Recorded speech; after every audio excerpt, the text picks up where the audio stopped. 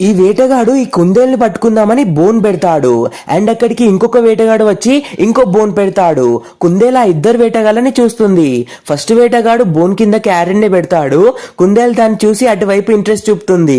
అప్పుడు రెండో వేటగాడు పెద్ద క్యారెట్ ని తీస్తాడు. దాన్ని చూసి కుందేలుకి ఇంకా ఎక్కువ ఇంట్రెస్ట్ కలుగుతుంది. ఫస్ట్ వేటగాడు కూడా ఓటమిని అస్సలు ఒప్పుకోడు. బ్యాగ్ లో నుండి మస్తు క్యారెట్లని తీస్తాడు. ఇప్పుడు రెండో వేటగాడు ఏమైనా తక్కువన ఒక పెద్ద ట్రక్ ని తీసుకొస్తాడు. అందులో అన్ని క్యారెట్స్ ఉంటాయి.